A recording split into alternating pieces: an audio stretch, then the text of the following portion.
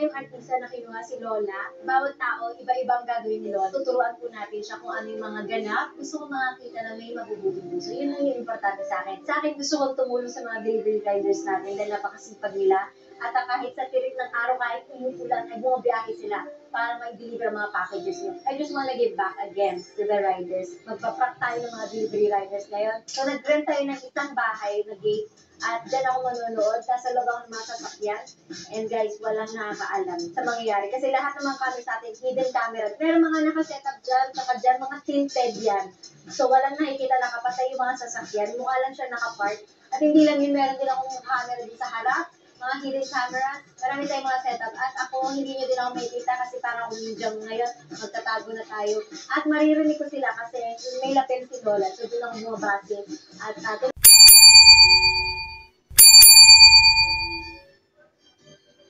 so, ayan po mga viewers ko. Andito na naman po ako. Kumusta po kayo? Welcome po kayo sa aking YouTube channel, Randy Channel. Pag-subscribe, like, and share, comment dito sa aking video upload. Comment ko sa video kay mga viewers. Hayaan nyo muna pati kayo ng magandang umaga, magandang tanghali, magandang gabi sa inyong lahat. Sana po nasa mabuti yung kalagayan at palayo sa karamdaman. Okay? Itong upload ko, mga viewers ko, ay patungkol tunod sa napanood video upload ni Ivana Alawi kung saan nag-prank siya sa mga delivery rider, mga viewers ko. Nag-prank siya na papadeliver doon sa kinuha niyang artista na na lola para mag-prank sila ng delivery rider. At binigyan niya niya ng regalo. Yung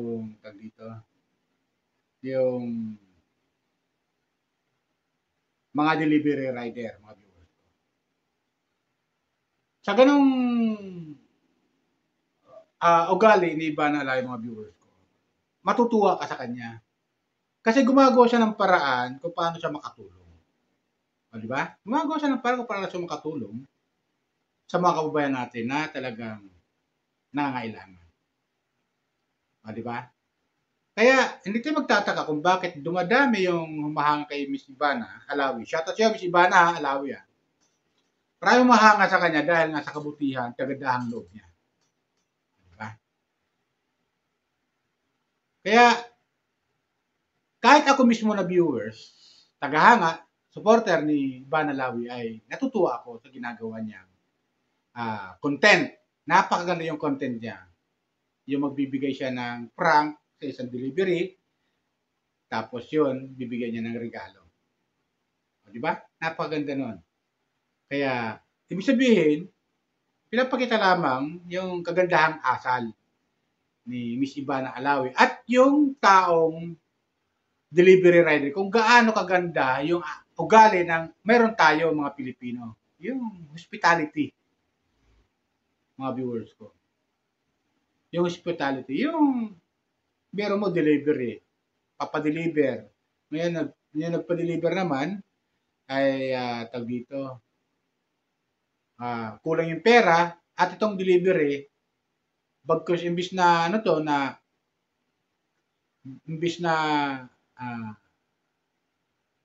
hindi pagbigyan, kasi hindi pagbigyan yung nagpa-deliver na tao ay dahil kulang ngayon yung kanyang pambayad, bagkus pinagbibigyan, di ba? Bagkus pinagbibigyan niya, ibig sabihin. Kahit mag-abono pa siya, basta may deliver lang niya yung items para doon sa tao. Di ba ganun yung mga viewers ko? So dito nakikita natin na yung isang delivery rider ay taga-abono siya. At yun ang nagustuhan ni Miss Ivana Alawi. Yung kagandahang asa. Di ba? Hindi siya nagalit doon sa lola, bagkus tanggap niya na mag-abono siya basta di bali kulang, hindi yung pambayad, kulang, okay lang. Basta may deliver lang yung items. Okay? So maganda. At doon na gusto naman ni Miss Ivana Alawi. At yung pangalawa, mga viewers ko, yung nagpa-deliver si Lola ay medyo nagpanggap si Lola na masama yung pakiramdam. Ngayon, itong delivery, imbis na, kasi may deliver pa siyang ibang mga items, imbis na nakiusap siya at tinawagan niya yung kamag-anak o anak na nagpa-deliver na itong lola niyo ay andito sa labas at medyo nahihilo. Ngayon, ang sabi naman ni Miss Ivana, nagpanggap siyang anak, kunyari, o apo, na pwedeng alalayan niyo muna yung aking lola dyan sa labas, huwag yung iwan, hintayin niyo lang ako ng kahit isang oras lang. At yun, pumayag naman. Di ba? Para lang malalayan si lola. Isa yon sa ugali natin mga Pilipino, yung maawain sa kapwa. Paano tumulong sa kapwa. Part yun na pagtulong mga viewers. So, dahil sa ginawang kagandahang asal ng delivery rider, binigyan ulit ni Miss Ivana ng regalo, mga viewers. So, nakakatuwa, di ba? Shoutout sa Miss Ivana at sa inyong team. Shoutout sa inyo. Kumuha ko ng video clip dito sa prank ni Ivana Lawi doon sa mga rider, mga viewers ko. Siguro naman, di magagalit si Miss Ivana. Kasi mga viewers ko, itong mga ginagawa ko, comment sa aking video, sa aking napapanood mga video upload ng ating mga hinahangaang content creator, ay kung maganda yung naman yung kanyang yung kanyang adhikain sa kapwa, at paano tumulong sa kapwa, dapat natin ipaliganap ito, mga viewers ko. Para ipangalandakan natin sa buong mundo na ganito tayo. Meron tayong ugali na ganito, mapagmahal sa kapwa at matulungin sa kapwa. Mapag-unawa sa kapwa. Di ba ganun yan, mga viewers ko? Ito, kumuha ko ng video clip. Panoorin natin. Ito. Ito po sabi ko may matandang lola po sa labas. Order ang anak ko? Opo. Hala, nakalimutan niya ako iwanan ng pera. Magkano yan? 100 na eh. Hala, ito lang ang pera ko. Bariya lang. Hindi ka matasakit ay. Hindi eh. Nasa meeting yata yun eh. Ito, pwedeng kulang niya. Baka mga kulang. 100 po siya. Ganon. Kahit bilangin natin, hindi mo madadagdagan. Ano po na eh, kahit 150 po na eh. 150. So, abono kami 50, anak? Opo. Ha? Alaga, abono. Sige lang. Ayos po ka lang. Wala. Ano ba in-order ng anak ko? Burger po yun eh. Burger? Opo. 90 na po ito na eh. 20. 36 na po. 36. Ito lang ang pinala ko na natutuwa talaga ako sa'yo. 100 na lang na eh. 100 na dati. Hindi kung totoo niya. Uy, pag-ibahan na. Ayos yan ah. Ano yan mo? Wala po ang tinali. Kulang kasi yung pera ko eh. Ha? Okay lang po. Abono ka ng 50. Ay, gutom na ako eh. Ba't malaki mo po? Ano, first order mo si Lola? Kasi ano po eh. Eh, ba't ka namimigay ng pera? Hindi, ano, okay lang po yun. Kano order niya? 199 po lang. So, binigyan mo siya ng 49 pesos. Opo, wala po yan. Nag-iipon naman po ako. Ano pinag-ipunan mo, motor? Opo, naka-design siya. Pero may binayad ni Lola. So, parang nilibre mo yung delivery. Opo, buwan naman po sa loob. Kaya ano naman po, ginagawa ko na po yung matagal. Talaga? Magkano katagal ka ng delivery rider? Nung pandemic, kasi nag-aaral pa rin po ako. Anong pinag-aaralan mo? Criminology po, third year. Ulit? Yes po. Bongga! Kaya pala namimigay ka ng pera! Yes po. Dati pa, tumutulong ka. Buwari, Opo. resortan. Opo, pag ano. Eh, di lugi ka. Hindi naman po, kasi ano po eh, nag-iipon naman po ako nun eh. Pang part-time ko lang po kasi po, nag-bayad po ng tuition sa school. Anong magkano tuition mo? Yung ngayon po, ano po, 26 po eh, tapos may scholar po na ano, Scholar ka? 10% po. Kano? Bali nasa 16K na lang po yun. Yung tuition mo? Opo. O, babayaran ko yung tuition fee mo para Ay, hindi ka salamat problema. po. Ah, ang galing mo naman. Pangalan mo muna. Angel ma'am, tingin Angel? ka lang sa langit. Ah, Angel. Digit nyo. So, ano yung wish mo tuition fee? Tuition fee po yun po, tapos ano, makapagtapos ng pag-aaral. So, huwag ka magte-text sa mga rider, ha? Papabarangay ka, ha? Opo ma'am, wala po akong kalala nun. Ano, gulat ako eh, tapos 16,000 tuition fee mo to, ha? Ayaw mong payakap, pawis ka. Eh, gusto ko nga ni nanay kayakap. Tapos, meron akong regalo din sa'yo na salamat po. 10,000 pang gastos mo. Parang may matay ako. Ewan na. Kaya ka naman ako. Ito, bababa mo lang po. Eto, para may pang ano ka. Isa lang. Ito, gagawin ko ng 26 to, no? Gagawin ko ng 30,000 to. Salamat. Nakikilig ako. Uy, magpakabuti ko, ha? Tutuloy mo yan, ha? Isa kang apel. Nandito po yung ano ko. 30,000 pesos, cellphone, at ano pang gusto mo? Pagmamahal. Yes. Joke lang. Merry Christmas, Okay lang, Kuya. ma'am. Thank Merry you so much. Christmas. Ilang taon ka na ba? Kaka 20 ko lang po nung May 28. Ang galing mo, nakabike yan siya. Pinag-ipunan ko rin po yung bike eh. Yung sa Magkano ano, bike? 3.5 lang po yan. At least nagagawa mo siyang negosyo, no? Nung sa last na trabaho ko po. Magkano kinikita mo sa isang araw?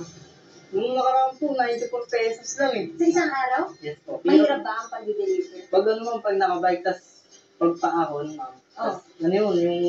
Kaya pala, pawis na pawis ka, oh. Merry Christmas, Thank you. Angel. Thank you po ma'am. Bata mo, ha? Ang pagbuti mo yung Yes, pagbubulis mo, ha? 3.5 to? Yes ma'am. Ano lang yan ma'am? Budol. Price mo pala yung order tsaka burger. Yes ma'am. Bukbang ka. Kain ka muna.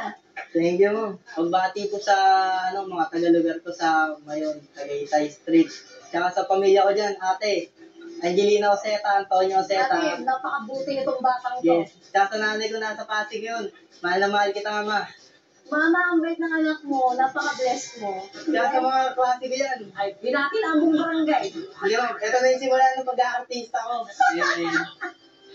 Congrats! Ay, message ko po sa lahat ng kabataan, ano, magpatuloy lang po sa pag-aaral. Tsaka ano, Oo, nagkagalala, anak. Kasi, ano eh, nahilaw ko eh. Oo, ano, medyo, ano eh, kanina nakagagawa kasi ako. Eh, nauuha ako, baka may tubig ka naman dyan. Ha? Ha?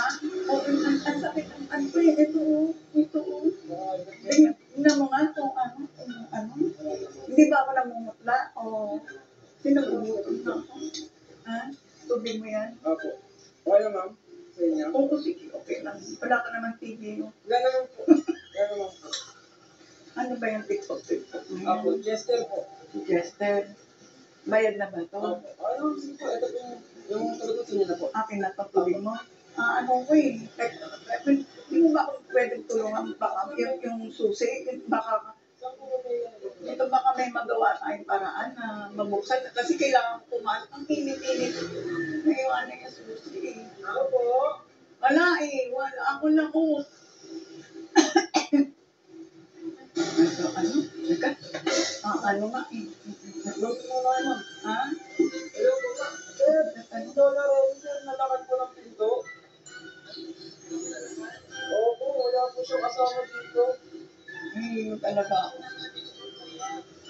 Baka may ano po kayo, sir. Baka may kilala po kayo na makapunta dito, sir. Kasi sir, hindi po kayo.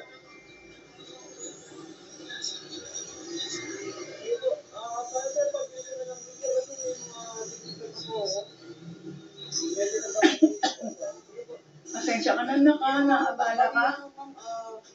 Nakausap ko na po. Oo, ano sabi? Baka may pupuntahin po nila dito na makakasama niya po. Ano nga, ang sakit nga ng gano'n. Naabala ka tuloy, anak. Pasensya ka na, ha? Kasi inaalala ko baka ano eh. Bigla akong matumba dito. Medyo nagkakalit naman kaya Pasensya ka Pero na. naman, baka magpaano kayo dito. Oo nga eh. Nakadeliver din ako. May Paano nga po kayo? Oo. Hello po? Yes po? Sagot kayo dito po. Pinapano ko hanggang PPM ko na. Sige po, sige po. Oo, siya. Ang bait naman niya. Kaya niya mag-antay sa araw. Ano sabi? Maya naman. Kasi, Makapagod po sa mga 3:30. Opo. Ang bait na tuloy. Ang haba ng pasensya niya. Sabi niya kahit may trabaho, napapakamit siya ng ulo. Pero mas pinipili niya samahan si Lola. okay ka lang. Naabala kita, ha? Buti ako, medyo panahon na rin ako kasi. Kasi sabi kasi ng bigor ko, anda pumunta daw ako sa mga kasama kasi kaya palabas. So, para ako naupos na kandila. Hindi ko alam ano gagawin ko. Parang hilong-hilo ko. Ito na yung tubig mo. Baka kailanganin mo to. Ba't saan? Ito na yung tubig mo. Alam mo, ba't na siya? Hi! Ano ba, ano? Ay, ang bait mo naman. Buti lang pinantay mo yung lola mo. Dineliver mo, TikTok? Kapag mga ano lang, mga... Ito yun, mga parcel. Opo. Dito ka lang, palayo ng palayo to. Ano Kaya ang ako, pangalan mo? Christopher po, Christopher Maranan. Maranan. Gano'ng katagal ka nang nag-deliver ng mga TikTok parcels and all? Wala pa pong isang taon lang. Siguro mga 4 na buwan pa lang po. Bakit napakabait mo kay Lola? Hindi ko alam, baka na lang po talaga ako sa ibang tao.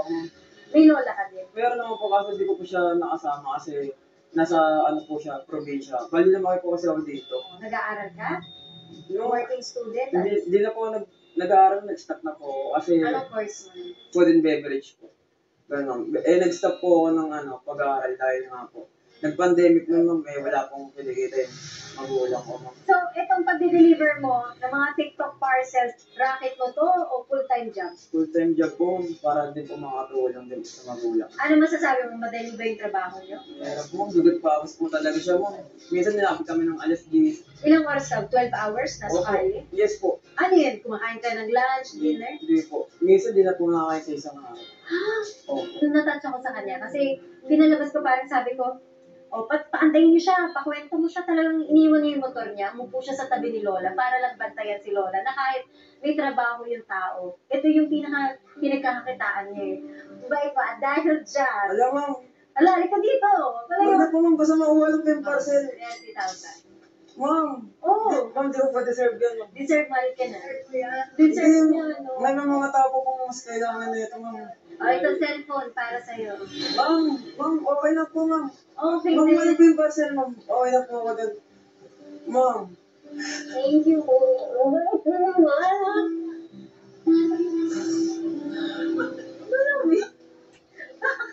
Iniyak kita, sorry na. So ngayon ka lang nakatanggap ng tip na 30,000. opo, ma'am. Thank you, ma'am. Thank you. So, ayun, di ba, mga viewers ko. Napakaganda. Kayong humusga. Di ba?